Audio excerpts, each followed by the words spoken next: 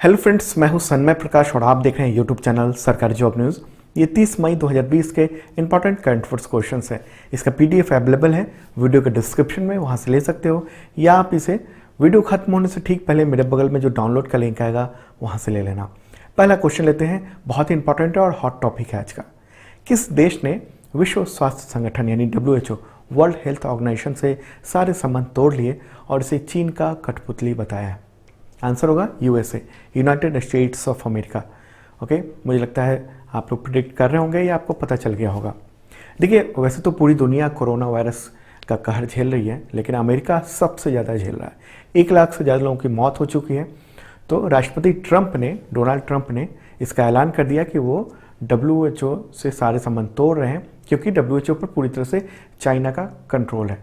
और ट्रंप ने यह भी कहा है कि पूरी दुनिया में जो मौतें हुई हैं कोरोना की वजह से, कोरोना वायरस से, उसका जिम्मेदार WHO और चीन है। ट्रंप ने यह भी कहा है कि साल में सिर्फ $40 मिलियन यानी सिर्फ $4 करोड़ देकर चाइना जो है वो पूरी तरह से WHO पर कंट्रोल रखा हुआ उसने, जबकि अमेरिका WHO को $45 करोड़ की मदद करता है हर साल, लेकिन फिर भी वो चाइना के कंट्रोल में है। और चेतावनियाँ दी थी बीच में ट्रंप ने, वो सुधार नहीं हो पाया, इसलिए वो संबंध ख़त्म कर रहे हैं।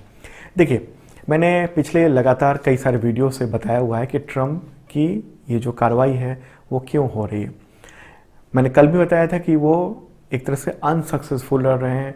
तमाम जितने भी वो कदम उठाया है उन्होंने अब तक, उनमें से ज़्यादातर में वो असफल हुए हैं। चुनाव होने वाला है, हालत ख़राब है और मौतें वहाँ पर लगातार हो रही हैं। वायरस को कंट्रोल नहीं कर पा रहे हैं वो। शुरू में उन्होंने वायरस को बहुत मामूली सा बुखार बताया, तो इस वजह से वहाँ की जनता जो है काफ़ी एक तरह से गुस्से में है और आखिरकार उन्होंने WHO से अपना संबंध तोड़ने का ऐलान कर दिया। देखिए, एक वक्त था जब WHO, वर्ल्ड ट्रेड ऑर्गेनाइजेशन यानी WTO, इसके अलावा तमाम जो संस्थाएं थीं ज़्यादातर, ओके, वर्ल्ड बैंक, IMF और इस तरह की तमाम जो संस्थाएं थीं, उन सब पर अमेरिका का कंट्रोल हुआ करता था। ओके, कुछ साल पहले तक भी कंट्रोल था, लेकिन धीरे धीरे ये कंट्रोल जो है वो एक तरह से पावर शिफ्ट होता चला गया और चाइना जो है इधर जब सुपर पावर बना है तब वो अपने कंट्रोल में उसने धीरे धीरे लिया है। लेकिन इसकी भी बड़ी वजह यही है कि अमेरिका ने उस कंट्रोल को जाने दिया एक तरह से। जब से ट्रंप आए हैं तब से लगातार हम लोग देख रहे हैं कि फंड में कमी हो रही है। तमाम देशों में जो कंट्रोल कहीं ना कहीं किसी वजह से घुसने की कोशिश हो रही है, लेकिन हर जगह से नाकामी मिल रही है ट्रंप को। तो आखिरकार उसने ये फैसला उठाया है, कदम उठाया है। हालांकि चाइना जिम्मेदार है, उसको कंट्रोल करना चाहिए था कोरोना वायरस को, लेकिन यहाँ पर ये जो कदम उठाया गया है ये एक अलग बात हो रही है। ओके, एक तरह से चाइना से सीधे भिड़ने की बात हो रही है ट्रंप के द्वारा। और ट्रंप ने ये भी कहा है कि ये जो कोरोना वायरस है वो चीन का वुहान वायरस है, मतलब चीन का वुहान वायरस बताया। तो एक इंपॉर्टेंट बात थी, इसलिए थोड़ा सा मैंने डिटेल बता दिया। मामला समझना जरूरी है। अगला क्वेश्चन भी बहुत ही इंपॉर्टेंट है। केंद्र सरकार द्वारा जारी आंकड़े के अनुसार वर्ष 2019-20 के चौथी तिमाही में भारत की GDP विकास दर कितनी रही? सकल घरेलू उत्पाद विकास दर, या कहें तो gross domestic product growth rate कितना रहा है लास्ट क्वार्टर में? लास्ट क्वार्टर का मतलब होता है कि जनवरी टू मार्च। ओके, इसका आंसर होगा 3.1%। ओके, देखिए, कोरोना संकट है, इस बीच में पहली बार सरकार ने GDP के आंकड़े जारी किए, कल ही जारी किए हैं 29 मई को। और ये आंकड़े किसने जारी किए गवर्नमेंट की ओर से? इसका आंसर होगा नेशनल स्टैटिस्टिकल ऑफिस यानी NSO। और ये NSO किस मिनिस्ट्री के अंतर्गत आता है? ये भी इंपॉर्टेंट बात है आपके एग्जामिनेशन के लिए। तो ये ministry of statistics and programme implementation, okay, उसके अंतर्गत आता है। तो ये जो आंकड़े हैं जनवरी से लेकर मार्च तक के आंकड़े हैं, और इसमें जो एक्सपर्ट हैं उनका ये कहना है कि इसका लॉकडाउन का बहुत ज़्यादा इस आंकड़े में असर नहीं है, क्योंकि ये मार्च के अंतिम सप्ताह में लॉकडाउन शुरू हुआ था, करीब वही 25 के आसपास। ओके, तो एक हफ्ता ही बंद रहा, लेकिन जो पूरा आंकड़ा है वो बहुत ख़राब है जनवरी टू मार्च का। इसका मतलब ये हुआ कि देश की जो अर्थव्यवस्था है वो पहले से ही जो है सही ट्रैक पर नहीं चल रही थी, गड़बड़ थी। और अब तो लॉकडाउन हुआ है, तो इस साल की जो यानी इस फाइनेंशियल ईयर की 2020-21 की बहुत हालत ख़राब रहने की आशंका है। अगला क्वेश्चन लेते हैं, इसी से रिलेटेड है। ओके, केंद्र सरकार ने वर्ष 2019-20 में GDP के अनुमानित आंकड़े जारी किए। तो इस दौरान विकास दर कितनी रही? ये बात हो रही है टोटल, ओके, अप्रैल 2019 से मार्च 2020 तक का ये आंकड़े की बात हो रही है, ओके। इस क्वेश्चन को इस तरह भी कह सकते हैं कि वित्तीय वर्ष 2019-20 में जीडीपी ग्रोथ रेट कितनी रही? आंसर होगा 4.2%। बहुत कम है। और ये कितना कम है? पिछले 11 साल का न्यूनतम ग्रोथ है ये आंकड़ा कब का है? जब कोरोना नहीं था, या उस साल कोरोना का सिर्फ एक हफ्ते ही इफेक्ट रहा है। तो उस वक्त हम लोग पिछले 11 साल के न्यूनतम ग्रोथ पर हैं।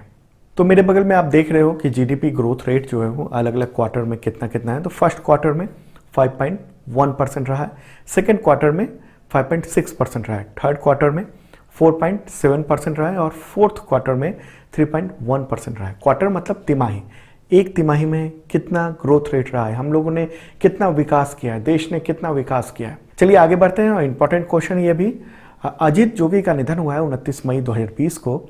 तो वो छत्तीसगढ़ के कौन से वे मुख्यमंत्री थे? कैवे मुख्यमंत्री थे? आंसर होगा पहले, फर्स्ट चीफ मिनिस्टर थे वो छत्तीसगढ़ के। इसलिए ये क्वेश्चन बहुत ही इंपॉर्टेंट हो जाता है। कोई भी पहला क्वेश्चन होता है, फर्स्ट के बारे में पूछा जाता है, तो वो आपके लिए एग्जामिनेशन में पूछा जा सकता है। तो वो 74 ईयर के थे और 9 मई से कोमा में थे। इमली का बीज गले में अटकने की वजह से बीमार हो गए थे, हार्ट अटैक आया कई बार।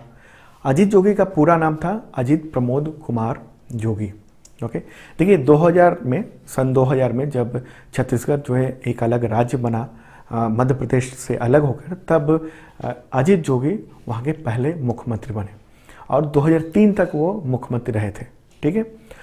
2016 में उन्होंने कांग्रेस से बगावत कर ली थी और अलग एक पार्टी बना ली थी। पार्टी का नाम था जनता कांग्रेस छत्तीसगढ़, ठीक है। और वो पहले आईएएस थे, मतलब पॉलिटिक्स में आने से पहले वो आईएएस थे और डीएम भी रह चुके थे कई जगहों पे। और 1974 से 1986 तक, यानी तकरीबन 12 साल तक वो मध्य प्रदेश के अलग अलग ज़िलों के जैसे सीधो, शहडोल, रायपुर और इंदौर में कलेक्टर रहे थे, डिस्ट्रिक्ट मजिस्ट्रेट। लेकिन 1986 में राजीव गांधी के कहने पर अजीत जोगी ने कलेक्टर की नौकरी छोड़ दी थी, डीएम की, आईएएस की, और फिर वो कांग्रेस में राजनीति में आ गए और राज्यसभा के सदस्य चुने गए 1986 में। और उसके बाद अलग अलग पदों पर रहे और आखिरकार वो मुख्यमंत्री बने थे सन 2000 में छत्तीसगढ़ के। अगला क्वेश्चन लेते हैं, ये भी इंपॉर्टेंट है। बेजन दारूवाला, उनका निधन हुआ है 29 मई 2020 को। तो किस वजह से वो प्रसिद्ध थे? आंसर होगा ज्योतिषी थे वो और 90 ईयर के थे। गुजरात के एक अस्पताल में उन्होंने आखिरी सांस ली। बेजान दारूवाला जो हैं वो अपनी भविष्यवाणियों के लिए काफ़ी मशहूर थे। एक इन्फॉर्मेशन आई थी कि उनको कोरोना पॉजिटिव थे वो, इस वजह से उनकी मौत हुई। हालांकि उनके बेटे ने कहा है कि ऐसी कोई बात नहीं थी, कोरोना नहीं था, निमोनिया था, फेफड़े में संक्रमण था, इसलिए उनकी डेथ हुई है। अगला क्वेश्चन ये भी इंपॉर्टेंट है। 36वें राष्ट्रीय खेलों को कोविड-19 के चलते अनिश्चित काल के लिए स्थगित कर दिया गया। तो किस राज्य में होने वाला था, या आगे भी किस राज्य में ये होना है? आंसर होगा गोवा, ओके। कब होना था ये आयोजन? तो 20 अक्टूबर से 4 नवंबर 2020 तक ये होना था। देखिए इंपॉर्टेंट क्वेश्चन इस क्यों है, क्योंकि राष्ट्रीय खेलों का जो आखिरी संस्करण है वो आयोजित हुआ था 2015 में, केरल में हुआ था। लास्ट बार जो नेशनल गेम्स हुए थे वो 2015 में हुए थे केरल में, और 5 साल बाद ये आयोजन 2020 में होना था। और इसमें देश भर के राज्यों और केंद्र शासित प्रदेश हैं, इसके अलावा इंडियन आर्म फोर्सेस हैं, उसके खिलाड़ी हिस्सा लेते हैं।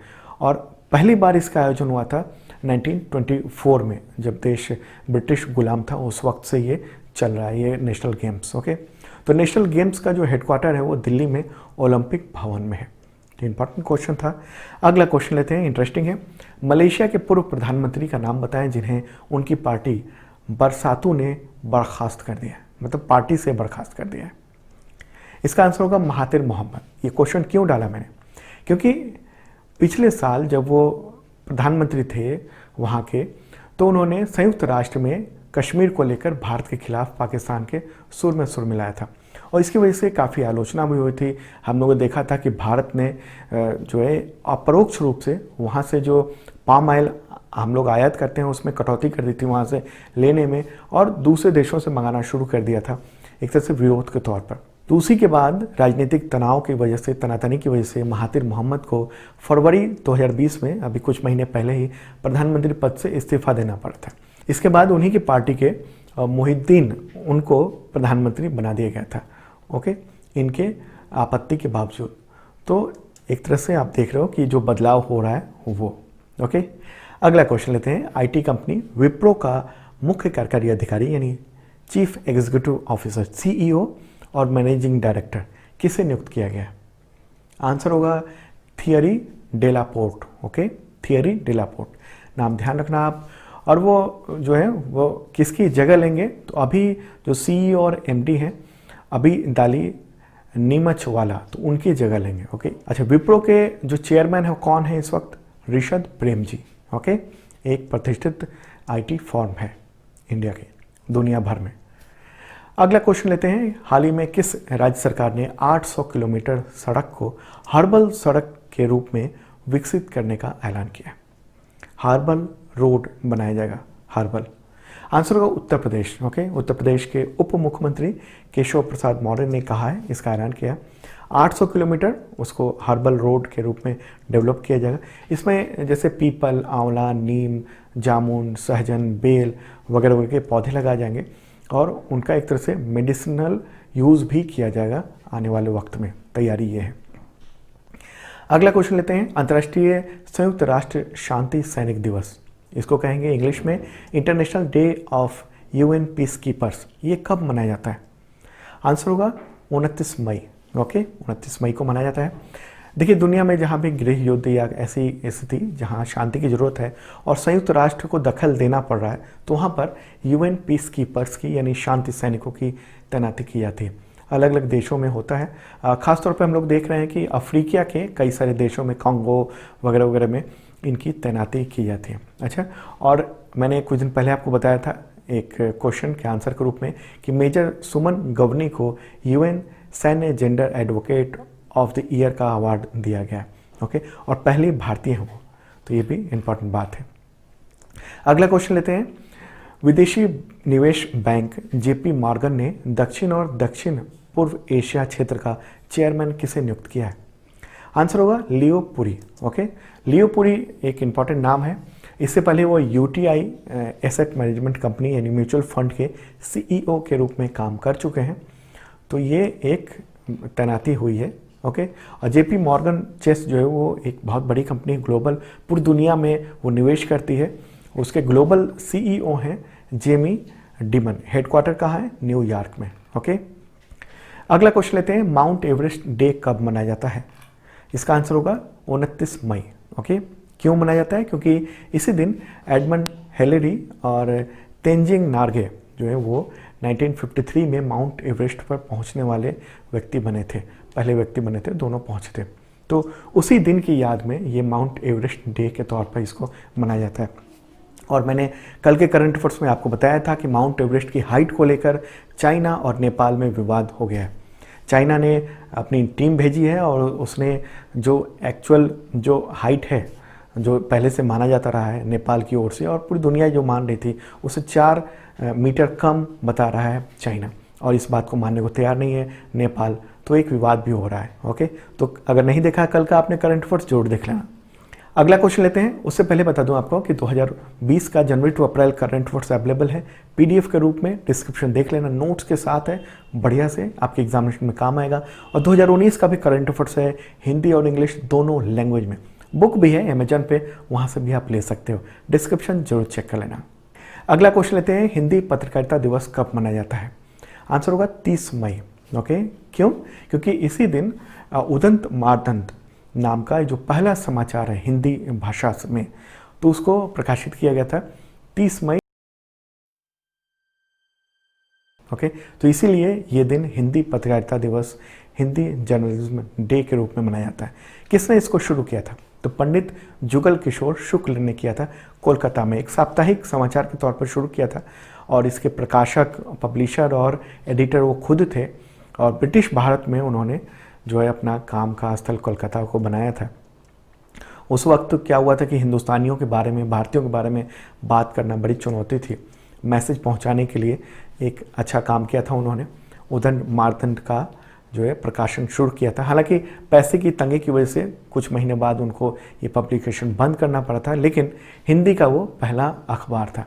आप देख रहे हैं कि आज पत्रकारिता का दौर जो है, हिंदी पत्रकारिता का भी पूरी तरह से बदल चुका है। डिजिटलाइजेशन आ चुका है, वीडियो के रूप में आ चुके हैं, तो एक नया रूप भी देखने को मिल रहा है। अगला क्वेश्चन लेते हैं, 29 मई को किस पूर्व प्रधानमंत्री की पुण्यतिथि मनाई जाती है? इंपॉर्टेंट क्वेश्चन है। आंसर होगा चौधरी चरण सिंह। ओके, उनको किसानों का मसीहा भी कहा जाता था। अगला क्वेश्चन लेते हैं, विश्व पाचन स्वास्थ्य दिवस यानी वर्ल्ड डाइजेस्टिव हेल्थ डे कब मनाया जाता है? आंसर होगा 29 मई। ओके, इसको कौन मनाता है, किसके द्वारा सबसे पहले शुरू किया गया था? तो वर्ल्ड गैस्ट्रोएंटरोलॉजी ऑर्गेनाइजेशन यानी WGO के द्वारा इसको घोषित किया गया था। देखिए, पाचन तंत्र जो है वो बहुत एक इम्पॉर्टेंट है और ये दिवस भी इम्पॉर्टेंट है। देखिए, पाचन तंत्र जो है वो हमारा वो पोषक तत्वों को छोटे छोटे भागों में तोड़ता है जो हम लोग खाना खाते हैं, ताकि शरीर जो है ऊर्जा, विकास और कोशिका की मरम्मत के लिए जो है इंपॉर्टेंट जो चीज़ें हैं उसको अवशोषित कर सके। तो दोस्तों, ये था इंपॉर्टेंट करंट अफेयर्स, और कल बात करेंगे लोकस अटैक के बारे में, यानी टिड्डा दल के जो अटैक हुआ है उसके बारे में, क्योंकि हम लोग लगातार देख रहे हैं कि कोरोना से हम लोग पीड़ित हैं, परेशान है पूरा देश। दुनिया में 9वां स्थान है कोरोना पॉजिटिव लोगों का। और अभी हाल ही में हम लोगों ने पूर्वी भारत में यानी पश्चिम बंगाल, असम, उड़ीसा, इन सब इलाकों में जो सुपर साइक्लोन झेला है, जो कि कई दशक बाद इतना बड़ा साइक्लोन आया था। और अब ये टिड्डी दल का हमला हुआ, उसकी वजह से फूड की दिक्कत होने वाली है, ऐसी आशंका जताई जा रही है, क्योंकि टिड्डा दल करोड़ों करोड़ टिड्डे जो हैं वो आके हमारी फसलों को चौपट कर रहे हैं। तो तीसरा बड़ा ये एक तरह से डिजास्टर माना जा रहा है, तो उस पर कल बात करेंगे। और कैसा लगा ये करंट अफेयर्स ज़रूर बताना। इसका PDF मेरे बगल में अवेलेबल हो गया है, तो आप क्लिक कीजिए, डाउनलोड कर लीजिए। वैसे आप वीडियो के डिस्क्रिप्शन से भी डाउनलोड कर सकते हैं। और हाँ, current affairs January to April available है PDF डिस्क्रिप्शन में, और 2019 का भी करंट अफेयर्स है, देख सकते हो आप, डिस्क्रिप्शन चेक कर लेना।